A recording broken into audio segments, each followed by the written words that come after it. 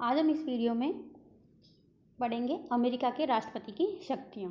America जो अपने आप में एक विश्व पावर है, उसका जो प्रधान है जिसको प्रेसिडेंट ऑफ इंडिया बोलते हैं उसकी शक्तियाँ अपने आप में इतनी सारी हैं कि विश्व के किसी भी जो लोकतांत्रिक देश है उसके प्रधान की, स्पेशली कार्यपालिका के प्रधान की इतनी शक्तियाँ नहीं हैं जितनी कि अमेरिका के राष्ट्रपति की शक्तियाँ हैं। तो उनका आज हम यहाँ पर अध्ययन करेंगे। जब अमेरिका में संविधान का निर्माण हो रहा था उस टाइम राष्ट्रपति की शक्तियाँ निर्धारित करने का समय आया तो संविधान निर्माताओं के सामने एक समस्या आ गई कि राष्ट्रपति को हम कैसी शक्तियाँ दें, कितनी शक्तियाँ दें। उनके सामने दो उदाहरण थे। एक तो उपनिवेशों के गवर्नर थे, उनका अनुभव देखा था उन्होंने कि वो शक्तिशाली शासक थे, किस प्रकार जनतंत्र को नष्ट करने का प्रयत्न कर सकते हैं। अगर उपनिवेशों के गवर्नर की तरह शक्तियाँ दे दें राष्ट्रपति को तो वो जन स्वतंत्रता को नष्ट कर सकते हैं। दूसरी तरफ परिसंघ के विधान में निर्बल कार्यपालिका थी, उसके दुष्परिणाम भी उन्होंने देखे थे। अपने परस्पर विरोधी अनुभव के आधार पर वहाँ के संविधान निर्माता ऐसी कार्यपालिका का निर्माण करना चाहते थे जो सुशासन स्थापित करने में समर्थ हो, लेकिन वो कभी भी तानाशाही की स्थिति प्राप्त न कर सके। अमेरिका के राष्ट्रपति के रूप में उनके द्वारा एक ऐसे ही पद की स्थापना की गई जो कभी भी तानाशाह नहीं बन सकता। मूल संविधान के द्वारा राष्ट्रपति को पर्याप्त शक्तियाँ प्रदान की गई थी। कांग्रेस के अधिवेशनों, कांग्रेस का मतलब यहाँ पर मैं पहले वाले वीडियो में बताना भूल गई थी, कांग्रेस का मतलब हमारे भारत की जो कांग्रेस पार्टी नहीं है, वहाँ की जो विधायिका है, जो कानून निर्माण करने वाली संस्था है, उसको वहाँ पर कांग्रेस कहते हैं, हमारे यहाँ पर उसको संसद बोलते हैं। तो कांग्रेस के अधिनियमों, प्रथाओं, परंपराओं और न्यायिक व्याख्याओं के द्वारा भी इस पद की शक्ति में वृद्धि की गई। आज अमेरिका के राष्ट्रपति के संबंध में फर्ग्यूनस कहते हैं कि किसी भी प्रजातांत्रिक राष्ट्र द्वारा निर्मित यह सर्वाधिक शक्तिशाली पद है। यानी जितने भी प्रजातांत्रिक देश हैं उनके अंतर जो सर्वाधिक शक्तिशाली पद उन देशों में है, उन सब में ये सर्वाधिक शक्तिशाली पोस्ट है अमेरिका के राष्ट्रपति की। राष्ट्रपति की शक्तियाँ इस प्रकार है। पहली शक्ति उसकी कार्यपालिका की शक्तियाँ जो उसको एक विशेष स्थिति प्रदान करती हैं, क्योंकि वो कार्यपालिका का प्रधान है और कार्यपालिका वहाँ पर अध्यक्षात्मक शासन व्यवस्था की वजह से कार्यपालिका का वहाँ पर एक ही प्रधान है, वो ही सारी शक्तियों का प्रयोग करता है। हमारे यहाँ पर या ब्रिटेन में तो दो प्रधान होते हैं, राष्ट्रपति मतलब वैधानिक प्रधान और वास्तविक प्रधान। वहाँ पर वास्तविक भी वही है, वैधानिक भी वही है, ठीक है। तो कार्यपालिका की शक्तियों प्रमुख है। संविधान में कहा गया है कार्यपालिका शक्तियाँ संयुक्त राज्य अमेरिका के राष्ट्रपति में ही निहित है। यानी पूरी कार्यपालिका शक्तियों का कोई विभाजन नहीं है, सारी शक्तियाँ अकेले राष्ट्रपति में ही निहित हैं। तो इन कार्यपालिका की शक्तियों में हम जो अध्ययन करेंगे उनको कई भागों में बांटा गया है, मतलब कई पॉइंटों में है। तो पहली शक्ति कानूनों को लागू करना तथा व्यवस्था बनाए रखना। कार्यपालिका क्षेत्र में राष्ट्रपति की जो शक्तियाँ उसमें है कि संघीय कानूनों को लागू करना और व्यवस्था बनाए रखना। वहाँ के संविधान के अनुच्छेद की उपधारा 3 के अनुसार राष्ट्रपति सभी संघीय कानूनों को समुचित रूप से लागू करने के लिए उत्तरदायी है, ठीक है। इसके अलावा अलग एक और दायित्व यह है कि वह कांग्रेस द्वारा पारित सभी विधियों और सेनेट द्वारा अनुमोदित सभी संधियों का निष्ठापूर्वक पालन कराए। राष्ट्रपति यह भी निर्णय करता है कि किन कानूनों को अत्यधिक कठोरता के साथ लागू किया जाए और किन्हें कम कठोरता के साथ लागू किया जाए या किन्हें लागू करने में कोई कदम नहीं उठाया जाए। कानून को लागू करने के साथ साथ संयुक्त राज्य अमेरिका में व्यवस्था बनाए रखने का दायित्व भी वहाँ के राष्ट्रपति का है। अनुच्छेद 4 के अनुसार संघीय सरकार प्रत्येक राज्य में एक गणतंत्रीय सरकार की गारंटी देती है। यानी प्रत्येक राज्य में गणतंत्र सरकार की स्थापना होगी और प्रत्येक राज्य की बाहरी आक्रमण तथा आंतरिक हिंसा से रक्षा होगी। यानी कि अमेरिका के राष्ट्रपति का ये दायित्व है या वहाँ की संघीय सरकार का दायित्व है कि जो वहाँ की प्रत्येक राज्य की सरकार है वहाँ पर गणतंत्रात्मक सरकार की स्थापना हो और प्रत्येक राज्य बाहरी आक्रमण से सुरक्षित हो और आंतरिक उसमें उपद्रव हिंसा जो होती है उससे भी उसकी रक्षा हो सके। यदि आंतरिक उपद्रव और हिंसा होती है तो राष्ट्रपति राज्य के गवर्नर या विधानमंडल के आग्रह पर सैनिक सहायता प्रदान करता है, ठीक है। प्रशासन का संचालन करता है। राष्ट्रपति कार्यपालिका का अध्यक्ष होता है, इसके साथ साथ तो प्रशासन का सर्वोच्च निर्देशक भी होता है। ठीक है। राष्ट्रपति का यह संवैधानिक दायित्व है कि वे शासन के विभिन्न पदाधिकारी संविधान के उपबंधों, अन्य राज्यों से की गई संधियों तथा सर्वोच्च न्यायालय के निर्णय के अनुसार कार्य कर रहे हैं अथवा नहीं कर रहे हैं, इस चीज़ की जो देखभाल करना, जांच करना राष्ट्रपति का कार्य है। राष्ट्रपति इस कार्य को करने के लिए अध्यादेश जारी करता है, अनुदेश जारी करता है, नियम बनाता, उपनियम बनाता और आदेश जारी कर सकता है। ठीक है। अगला है नियुक्ति करना, और जो नियुक्ति की है उनको पद से हटाना।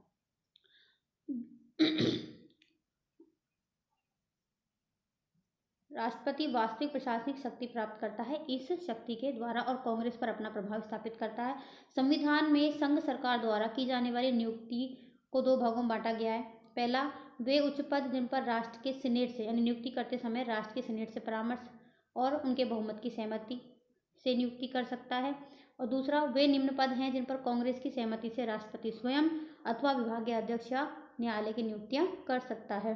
ठीक है। संविधान के अनुसार राष्ट्रपति अन्य प्रदूतों, वाणिज्यिक दूतों, सर्वोच्च न्यायालय के न्यायाधीशों, विभिन्न आयोगों के अध्यक्षों, उनके सचिवों, विभिन्न संघीय आयोगों के सदस्यों, चुंगी अधिकारियों, राजस्व अधिकारियों, सेना, नौसेना के उच्च अधिकारियों की नियुक्ति करता है, परंतु सीनेट के द्वारा अपने बहुमत से इन नियुक्तियों की पुष्टि की जानी अनिवार्य है। ये क्वेश्चन बनता है एग्जाम में, जो मल्टीपल चॉइस के क्वेश्चन आते हैं उसमें, कि राष्ट्रपति जब भी कोई नियुक्ति करता है तो उसको किसकी परामर्श लेना पड़ता है, कांग्रेस की, सीनेट की, न्यायालय की, या किसी की भी नहीं। तो ऐसे क्वेश्चन में हमें क्या लगेगा, सीनेट के द्वारा उसकी पुष्टि करानी आवश्यक होती है। इसमें बहुत सारे क्वेश्चन बनते हैं जो हमारे जीके में भी काम आएंगे। ठीक है। संविधान के 25वें संशोधन के अनुसार उपराष्ट्रपति का पद यदि रिक्त हो जाता है तो उपराष्ट्रपति की नियुक्ति राष्ट्रपति द्वारा की जाती है, यद्यपि इसे भी सीनेट की स्वीकृति प्राप्त करना अनिवार्य होता है। ठीक है। सीनेट के प्रति शिष्टता, सीनेटीय शिष्टाचार बोलते हैं इसको, ये अलग से क्वेश्चन भी आता है इसका कि इसका मतलब क्या है। ठीक है। अनेक संघीय जो पद होते हैं, विशेषतः जो राज्य से संबंधित जो संघीय पद होते हैं, उन पर जो नियुक्ति करता है राष्ट्रपति, तो अपने दल के उन सदस्य जो सीनेट है उनकी स्वीकृति लेता है, तो सीनेट के सदस्यों के प्रति वो शिष्टाचार का या शिष्टता का वो मतलब प्रयोग करता है। ठीक है। इसका मतलब ये है कि वहाँ पर एक परंपरा है, इसका अर्थ लें, जिसके अनुसार राष्ट्रपति अपने दल के उन सीनेट सदस्यों की नियुक्ति के संबंध में मंत्रणा करता है जो उस राज्य की ओर से सीनेट के सदस्य हैं जिनकी नियुक्ति करनी है। यानी अपने राज्य में या किसी भी राज्य में सीनेट के सदस्यों की नियुक्ति करनी है तो उस राज्य में जो सीनेट का सदस्य पहले से है उससे उसको मंत्रणा करनी होती है। यदि राष्ट्रपति ऐसा नहीं करता है या अपनी इच्छा से नियुक्तियां करता है तो अन्य सदस्य सीनेट के प्रति शिष्टता के नियम के अनुसार राष्ट्रपति द्वारा की गई नियुक्तियों को अस्वीकार कर देते हैं। इस प्रकार सीनेट के सदस्य शक्ति एक की नहीं समूह की होती है, समूह के बल पर ही एक शक्तिशाली होता है। ठीक है। इस सिद्धांत का आचरण करते हुए एक दूसरे के प्रति शिष्टता बरतते हैं और राष्ट्रपति की जो नियुक्ति की शक्ति है उस पर अंकुश रखते हैं। यानी जब हम राष्ट्रपति की शक्तियों की सीमाओं का अध्ययन करते हैं, सीमाओं के बारे में सोचते हैं क्या सीमा हो सकती है, तो ये जो सीमा है कि जो भी नियुक्ति करता है उनको सीनेट की जो है मंत्रणा लेनी पड़ती है, अनुमति लेनी पड़ती है या उनको अनुसमर्थन लेना पड़ता है। यदि ऐसा नहीं करता है तो वो उनको रिजेक्ट घोषित कर देते हैं। ठीक है।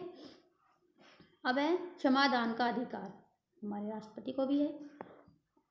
अन्य जो देश हैं उन देशों के अध्यक्षों की भांति अमेरिका के राष्ट्रपति को भी अपराधियों को क्षमा करने का, उनके जो सज़ा है उसको रोकने का या स्थगित करने का, उसको कम करने का अधिकार है। राष्ट्रपति के द्वारा एक ही प्रकार के अपराध के लिए बहुत सारे व्यक्तियों को सजा दी गई हो तो उन सभी को एक साथ सर्व क्षमा भी प्रदान की जा सकती है। सर्व क्षमा का अर्थ एग्जाम में पूछ सकते हैं। राष्ट्रपति की क्षमादान की शक्ति पर दो प्रतिबंध है, लेकिन ये भी इम्पोर्टेंट है और क्वेश्चन में आता है कि अमेरिका के राष्ट्रपति जो क्षमादान की शक्ति है उस क्षमादान की शक्ति पर क्या प्रतिबंध है, किन किन को क्षमा नहीं कर सकता है। तो इसमें है राज्यों की विधि के विरुद्ध किए गए अपराधों में दंडित व्यक्तियों को क्षमा करने का अधिकार राष्ट्रपति को नहीं है, वह केवल संघीय विधि के विरुद्ध किए गए अपराधों में ही क्षमा प्रदान कर सकता है। दूसरा, राष्ट्रपति महाभियोग द्वारा दंडित व्यक्तियों को क्षमा नहीं कर सकता। ये दोनों पॉइंट बहुत इंपॉर्टेंट है। परराष्ट्र संबंधों के संचालन की शक्ति, परराष्ट्र संबंधों के संचालन की जो शक्ति है अभी ये है अंतर्राष्ट्रीय संबंधों संचालन की शक्ति। इसमें जो मैंने पॉइंट लिखे हैं ये इसी के ही पॉइंट हैं, 1 2 3 4 और 5। अलग से कार्यपालक शक्तियों के पॉइंट नहीं है, ठीक है। तो परराष्ट्र संबंधों संचालन, कार्यपालिका का प्रधान होने के नाते जो अमेरिका का राष्ट्रपति है, परराष्ट्र नीति या दूसरे देशों के साथ जो नीति अपनाई जाती है उसका निर्धारण करता है और दूसरे देशों के साथ संबंधों का संचालन भी करता है। इसके लिए क्या क्या काम करता है वो? राजदूतों और प्रतिनिधियों की नियुक्ति करता है। जिसमें लिख रखा है मेरा पहला पॉइंट, राजदूतों और प्रतिनिधियों की नियुक्ति करता है। राजदूतों की नियुक्ति पर सीनेट की सहमति आवश्यक होती है, ठीक है। नियुक्ति शब्द जहाँ भी आएगा वहाँ सीनेट जरूर आएगा। अतः अनेक बार राष्ट्रपति अपने विशेष अभिकर्ता की नियुक्ति करते हैं जिन पर सीनेट के समर्थन की आवश्यकता नहीं रहती है, ठीक है। इसलिए क्या करता है वो राजनीतिक नियुक्ति ना करके अभिकर्ता शब्द से नियुक्ति कर देता है, तो उन पर उनके समर्थन की आवश्यकता नहीं होती। किसके? सीनेट के समर्थन की आवश्यकता नहीं होती है। अमेरिका की विदेश नीति का प्रमुख प्रवक्ता होता है वहाँ का राष्ट्रपति, ठीक है। कांग्रेस को समय समय पर भेजे गए राष्ट्रपति के संदेशों द्वारा ही कई महत्वपूर्ण विदेश नीति संबंधी उद्घोषणाओं का जन्म दिया गया था, ठीक है। जैसे यानी कि राष्ट्रपति ने समय समय पर बहुत सारी ऐसी उद्घोषणाएं की थी जो अपने आप में बाद में अंतर्राष्ट्रीय राजनीति के सिद्धांत बन गए। जैसे अलगाव का सिद्धांत, मुनरो सिद्धांत, ट्रूमैन का 4 सूत्रीय कार्यक्रम, मध्य पूर्व के लिए आइजनहोवर सिद्धांत। राष्ट्रपति द्वारा घोषित इन सिद्धांतों ने अंतर्राष्ट्रीय राजनीति में अमेरिका की भूमिका को निश्चित किया है, ठीक है। अगला तीसरा पॉइंट है विदेशी जो सरकार है उनको मान्यता प्रदान करना। विदेश नीति के क्षेत्र में राष्ट्रपति विदेशी सरकारों को मान्यता प्रदान करता है। इस अधिकार का प्रयोग राष्ट्रपति अपने स्वयं विवेक से करता है। इसके लिए उसको किसी की अनुमति, सहमति, अनुसमर्थन की आवश्यकता नहीं होती है। संधियां और समझौते, ये भी इम्पोर्टेंट पॉइंट है, इसके अंदर कई क्वेश्चन निकल के आते हैं। विदेश नीति से संबंधित राष्ट्रपति का सबसे प्रमुख कार्य क्या है? विदेशी राज्यों से संधियां और समझौते करना। लेकिन ये सारी संधियां और समझौते तभी वैध मानी जाती हैं जब सीनेट के द्वारा अपने 2/3 बहुमत से, देखो सीनेट का अनुसमर्थन याद नहीं रखना, सीनेट का कितना अनुसमर्थन, पूर्ण बहुमत, आधा बहुमत, 2/3 बहुमत, 1/2 बहुमत, ऐसे में ये है 2/3 बहुमत से इनकी पुष्टि कर दी जाए। ये सारी चीज़ें जो बारीकियां हैं हमें आगे जब हम कंपटीशन की लाइन के लिए पढ़ाई करेंगे तब हमें काम आएंगी। संधियों की क्रियान्विति हेतु उन पर सीनेट का अनुसमर्थन आवश्यक होता है। अतः अनेक बार राष्ट्रपति दूसरे देशों के साथ इस संबंध स्थापित करने के लिए संधियां नहीं करता और उस बजाय संधियां के बजाय प्रशासनिक समझौता करता है। यानी कि जितनी भी संधियां करेगा तो सीनेट का अनुसमर्थन जरूरी है। जो भी संधियां समझौते करेगा संधियां की जाती हैं उनको भी सीनेट के द्वारा पुष्टि की जानी जरूरी है। उनको संधियों को क्रियान्विति के लिए भी सीनेट की अनुसमर्थन जरूरी है। तो राष्ट्रपति क्या करता है? सीनेट के पचड़े से बचने के लिए वो प्रशासकीय समझौते करता है, एग्जीक्यूटिव एग्रीमेंट्स का रास्ता अपनाता है, क्योंकि इन पर सीनेट के अनुसमर्थन की आवश्यकता नहीं होती है। प्रशासकीय समझौता क्या होता है? 2 देशों की कार्यपालिका के प्रधानों के बीच में संपन्न किए जाते हैं, ठीक है। गुप्त कूटनीति के आधार पर राष्ट्रपति को गुप्त समझौते करने का भी अधिकार प्राप्त है। अगला है इसी में ही सशस्त्र बलों का प्रधान सेनापति होता है, ठीक है। हमारे यहाँ भी राष्ट्रपति है, वैसे वहाँ पर वो है। राष्ट्र की प्रतिरक्षा का उत्तरदायी राष्ट्रपति का है। इस उत्तरदायित्व को पूरा करने के लिए उसे ये विशेष स्थिति प्रदान की गई है। संविधान के अनुसार युद्ध की घोषणा करने की शक्ति किसको है? कांग्रेस को है। ये भी क्वेश्चन है, अमेरिका में युद्ध की घोषणा करने की शक्ति किसको है? युद्ध का संचालन करने की शक्ति किसको है? तो ये भी दोनों हमें याद करने हैं। युद्ध की घोषणा करना, करते हैं ना घोषणा, युद्ध करो, युद्ध करना है, अभी युद्ध होने वाला है, ऐसा तो कांग्रेस करती है। लेकिन सशस्त्र बलों को आदेश देने और युद्ध का संचालन करने की शक्ति राष्ट्रपति को है। कांग्रेस ने तो, संसद ने तो कानून पारित कर दिया कि युद्ध होने वाला है या घोषणा कर दी, ठीक है। अब उस युद्ध को क्रियान्वित करने का काम, उसके लिए सेनाओं को आदेश देने का काम राष्ट्रपति का होता है। व्यवहार के अंतर्गत राष्ट्रपति सशस्त्र बलों का प्रयोग इस प्रकार कर सकता है कि कांग्रेस के सामने युद्ध घोषित करने के अतिरिक्त और कोई मार्ग न रहे, ठीक है। अब आती है हमारी विधायी शक्तियाँ। विधायी शक्तियाँ मतलब कानून निर्माण करने से संबंधित शक्तियाँ। वैसे तो हमारा शक्ति विभाजन का सिद्धांत है, जो कार्यपालिका है वो व्यवस्थापिका से बिल्कुल अलग रहती है, लेकिन फिर भी राष्ट्रपति को बहुत सारे कार्य विधायी क्षेत्र में भी करने होते हैं, ठीक है। संविधान निर्माता शक्ति विभाजन सिद्धांत की सीमाओं से परिचित थे और उनके द्वारा राष्ट्रपति को विधायी शक्तियाँ कुछ कार्य सौंपे गए हैं, जैसा कि पीटरसन कहता है कि संविधान ने राष्ट्रपति को विधायी प्रक्रिया के प्रारंभ और अंत में स्थान दिया है। जब भी कोई विधायी प्रक्रिया प्रारंभ होती है वो राष्ट्रपति द्वारा होती है और उसका अंत किया जाता है वो भी राष्ट्रपति के द्वारा ही किया जाता है। राष्ट्रपति अपने इन कार्यों के आधार पर परोक्ष रूप से यानी अप्रत्यक्ष रूप से विधि निर्माण को प्रभावित कर सकता है। और वर्तमान में तो राष्ट्रपति के कार्य बहुत अधिक बढ़ गए हैं। ये वाले कार्य विधायी कार्य कि इनके आधार पर उसे प्रधान विधायक कहा जाने लगा है। देखो क्वेश्चन फिर बन गया इसमें से कि राष्ट्रपति को प्रधान विधायक क्यों कहा जाने लगा है, ये प्रधान विधायक कौन होता है, राष्ट्रपति। ठीक है, कांग्रेस को संदेश भेजना विधायी शक्तियों में है। सबसे पहला काम कांग्रेस को संदेश भेजना। संविधान में ऐसी व्यवस्था की गई है कि समय समय पर राष्ट्रपति वहाँ की कांग्रेस को संघ की स्थिति के बारे में जानकारी देगा और उसके विचार के लिए ऐसे सुझावों की सिफारिश भी करेगा जिन्हें वह आवश्यक और अपने देश के लिए लाभकारी समझे। राष्ट्रपति कांग्रेस को वार्षिक संदेश भेजते हैं। इन संदेशों में आवश्यक कानूनों के निर्माण की सिफारिश करते हैं। कांग्रेस के विशेष अधिवेशन आमंत्रित करना, मानी वहाँ की जो कांग्रेस है उसके विशेष अधिवेशन भी आमंत्रित करता है। यदि कोई महत्वपूर्ण या अत्यावश्यक स्थिति उत्पन्न हो जाए तो वह कांग्रेस की अधिवेशन चल रहे होते हैं उनकी अवधि बढ़ा सकता है, या अगर नहीं चल रहे होते हैं तो कांग्रेस का विशेष अधिवेशन बुला सकता है। निषेधाधिकार, निषेध के अधिकार, ठीक है, वीटो पावर जिनको बोलते हैं वो। राष्ट्रपति को विधायी शक्तियों में सर्वाधिक महत्वपूर्ण ये शक्ति है। संविधान में क्या कहा गया है कि सीनेट और प्रतिनिधि सभा में पारित होने के पश्चात प्रत्येक विधेयक कानून बनने से पहले संयुक्त राज्य अमेरिका के राष्ट्रपति के पास भेजा जाता है। ठीक है, वहाँ भी है और हमारे भी ऐसा ही है। राष्ट्रपति को विधेयक पर पूर्ण निषेधाधिकार प्राप्त नहीं है वरन मर्यादित निषेधाधिकार ही प्राप्त है, यानी फुल वीटो पावर प्राप्त नहीं है, केवल उसको विलंब कर, मर्यादित का मतलब केवल उसको रोक सकता है, उसका ही उसको वीटो पावर प्राप्त है। उसकी वीटो की जो शक्ति है उसके दो रूप हैं, एक तो विलंबकारी वीटो निषेधाधिकार और एक है जेबी निषेधाधिकार। इन दोनों के मतलब एग्जाम में पूछे जाते हैं। ठीक है, जब वहाँ पे कानून बनता है, बनने के बाद में राष्ट्रपति के पास जो साइन के लिए जाता है तो वो अपनी उसमें कुछ आपत्तियाँ करता है और उसको वापस सदन में लौटा देता है। ठीक है, जिस सदन में वो प्रारंभ हुआ था, यदि वो सदन वापस अपने 2/3 बहुमत से उसे प्राप्त कर देता है तो वो कानून बन जाता है। प्रक्रिया सीधी है, कोई प्रॉब्लम नहीं है। लेकिन एक बार राष्ट्रपति के पास साइन के लिए आया और वापस उसको लौटा दिया, वापस लौटाए हुए कानून को वापस भी 2/3 बहुमत से जो प्राप्त करना होता है ये एक कठिन कार्य है, क्योंकि वापस 2/3 बहुमत मिलना आसान नहीं होता और राष्ट्रपति द्वारा एक बार अस्वीकृत किए जाने के बाद प्राय विधेयक समाप्त ही हो जाता है। तो ये उसका विलंबकारी, यानी उसको किसी भी विधेयक को टाइम से पास नहीं होने दिया उसने और उसमें विलंब हो गया।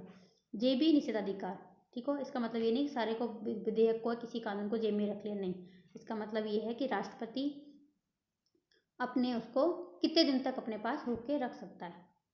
जब कांग्रेस का अधिवेशन चल रहा हो उस समय राष्ट्रपति के पास यदि कोई विधेयक स्वीकृति के लिए जाता है तो राष्ट्रपति के द्वारा उस पर अवकाश के दिनों के अतिरिक्त 10 दिन तक विचार किया जा सकता है। जैसे हमारे यहाँ पर कोई संडे आ गया, बीच में कोई होली दिवाली आ गई, उनको काउंट नहीं करेंगे, वर्किंग 10 दिन काउंट करेंगे। 10 दिन के बाद राष्ट्रपति की बिना स्वीकृति के ही वो कानून बन जाता है, यानी 10 दिन तक राष्ट्रपति के पास उस कानून को छोड़ देते हैं, विधेयक को, कि आप इस पर साइन कर दो। नहीं भी करता है तो बिना स्वीकृति के ही वो विधेयक पारित समझा जाता है और वो कानून बन जाता है। लेकिन ये जो 10 दिन है ये इंपॉर्टेंट है। जेब नहीं सकते, 10 दिन तो अपने जेब में रख सकता है ना वो, 10 दिन तक, क्योंकि जो 10 दिन है इनमें कांग्रेस का अधिवेशन यदि समाप्त हो जाता है, यानी कांग्रेस का अधिवेशन समाप्त होने वाला है, 5 दिन बचे हैं, 6 दिन बचे हैं, 8 दिन बचे हैं, उसमें अगर कोई विधेयक जाता है तो वो 10 दिन पूरे नहीं हो पाते हैं। तो राष्ट्रपति की स्वीकृति नहीं मिलने पर वो विधेयक अपना आप ही निषिद्ध हो जाता है। इसे राष्ट्रपति का जेबी निषेधाधिकार कहते हैं। ठीक है, क्या हो गया कि कांग्रेस ज़्यादातर क्या करती है, सारे कानून अपने लास्ट के दिनों में पारित करने की कोशिश करती है और लास्ट के दिनों में वो राष्ट्रपति के पास स्वीकृति के लिए भेजती है।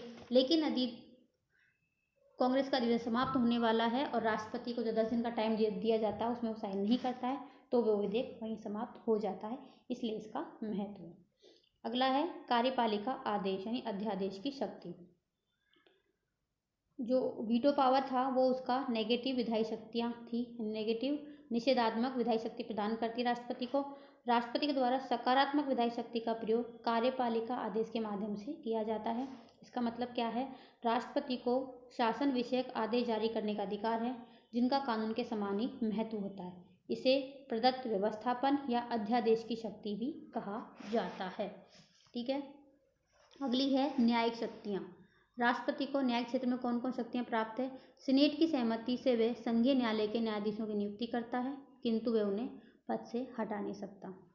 संविधान के अनुसार राष्ट्रपति को अमेरिकी संघ के विरुद्ध किए गए अपराधों के संबंध में अपराधियों के दंड को स्थगित करने का और क्षमा करने का अधिकार प्राप्त है, परंतु यदि वो महाभियोग द्वारा दंडित किए गए हैं तो उसमें क्षमादान की शक्ति का प्रयोग नहीं कर सकता।